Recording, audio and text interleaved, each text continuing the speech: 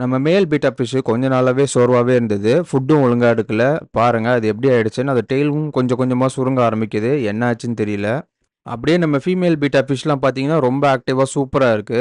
சரி அதுக்கு ட்ரீட்மெண்ட் குடுக்கலான்னு நம்ம இன்னொரு டேங்க்லேருந்து பழைய தண்ணிய எடுத்துக்கிட்டேன். அந்த தண்ணியில வந்து கல்லுப்பு கொஞ்சம் ஆட் பண்ணிக்கிட்டேன். அதுக்கப்புறம் ஆன்டி பாராசைட் ஒரு 2 ட்ராப்ஸ் விட்டுட்டேன். அதுக்கப்புறம் பீட்டா ஃபிஷ்ஷ டெம்பரேச்சர் மேட்ச் பண்ண அதில வச்சுட்டேன். அதுக்கப்புறம் டெட்ராசைக்ளின் டேப்லெட்லேருந்து கொஞ்சமா அந்த மருந்து கலந்துக்கிட்டேன்.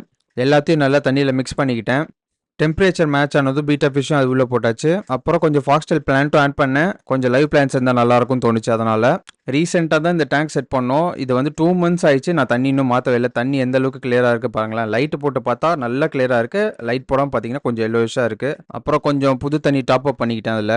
இந்த கிளிப் பார்த்தீங்கன்னா 3 டேஸ்க்கு அப்புறம் எடுத்தது. பீட்டா ஃபிஷ் வந்து ஃபுட் எடுக்கவே இல்ல. பாருங்க தண்ணியில அப்படியே தான் இருக்கு. அது ரொம்ப ஒல்லி ஆயிடுச்சுங்க. ஆனா உயிரோட தான் இருக்கு. என்ன பண்றதுன்னே தெரியல. உங்களுக்கு ஏதாவது ஐடியா தெரிஞ்சா கமெண்ட்ல சொல்லுங்க. அடுத்த வீடியோல பார்க்கலாம். பாய்.